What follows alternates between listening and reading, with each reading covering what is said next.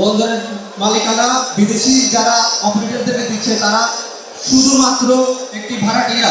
Chittagong chamber of commerce and industries এর নির্বাচন আগামী 1 নভেম্বর চট্টগ্রাম ওয়ার্ল্ড ট্রেড সেন্টারে অনুষ্ঠিত হবে।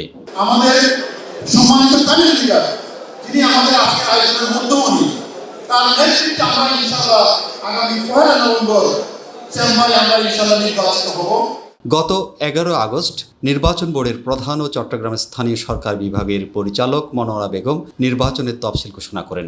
আপনাদের সাথে কাজ করবে, এই ব্যবসায়ীদের সাথে কাজ করবে, সেই ধরনের নেতৃত্ব যারা আসতে চায় তাদেরকে আপনারা ভোট দিলে তারা ওই কাজটি করতে পারবে, আমরা আপনাদেরকে করতে পারি। এবার ভোটার সংখ্যা ৬,৭৮০ জন। এর মধ্যে সাধারণ সদস্য ৪,০০১ জন, সহযোগী সদস্য ২,৭64 জন, ট্রেড গ্রুপ প্রতিনিধি 10 জন এবং টাউন অ্যাসোসিয়েশন প্রতিনিধি 5 জন। সবগুলো পদেই ভোট হওয়ার সম্ভাবনা রয়েছে। এই উপলক্ষে গতকাল সোমবার রাতে সম্মিলিত ব্যবসায়ী পরিষদ অ্যাসোসিয়েট গ্রুপের প্রার্থী পরিচিতি সভা নগরীর একটি কমিউনিটি সেন্টারে অনুষ্ঠিত হয়। এই পরিচিতি সভায় উপস্থিত ছিলেন ব্যালট নং 10-এর পরিচালক পদপ্রার্থী SM Kamal Uddin, panel leader SM Nurul Haque, Mohammad Kamrul Huda, Mohammad Ayub, Mohammad Rafiqul Islam, Mohammad Ahmed Chowdhury.